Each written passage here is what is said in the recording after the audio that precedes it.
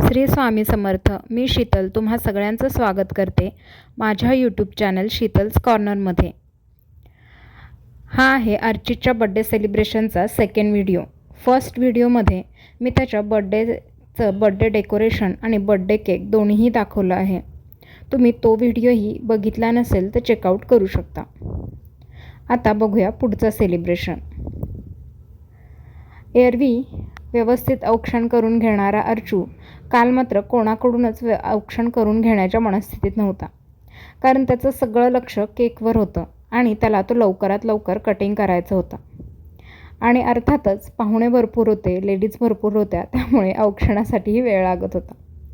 Finally आम्ही cake cutting करायला घेतला आणि अर्चूच्या चेहऱ्यावर एक छानसं स्माईल आलं. केक कटिंग करून झाल्यावर अर्चूला व आलेल्या सर्व छोट्या मुलांना केक भरवून घेतला. आम्ही जेवायला बाहेर जाणार होतो, परंतु मी घरामध्ये पाणीपुरी, जिलेबी आणि केक असा छोटासा नाश्ता सगळ्यांना देणार होते. ही पाणीपुरी मी स्वतः घरीच बनवली होती. ती मी कशी बनवली आहे याची जर तुम्हाला रेसिपी हवी असेल तर मला कमेंटमध्ये नक्की सांगा.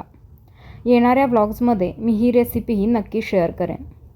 अगदी साधी, सोपी आणि कुठल्याही फंक्शनसाठी झटपट करता येणारी अशी ही रेसिपी आहे आणि अर्थातच सगळ्यांना आवडणारी सुद्धा.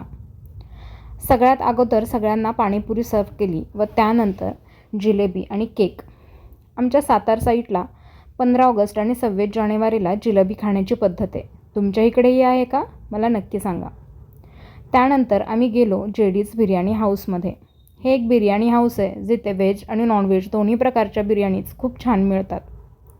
व्हेज बिर्याणी ही एवढी टेस्टी असू शकते हे मला इथं आल्यावरच पहिल्यांदा कळालं. जर तुम्ही मोशीमध्ये राहत असाल तर इथे एकदा नक्की व्हिजिट करा. श्रावण असल्याकारणाने बऱ्याच जणांनी व्हेज बिर्याणीलाच पसंती दिली होती. सगळ्यांचं जेवण आटोपलं व सगळेजण आपापल्या घरी गेलो. तर अर्चितचं हे बड्डे सेलिब्रेशन तुम्हाला कसं वाटलं हे मला कमेंट्समध्ये नक्की कळवा.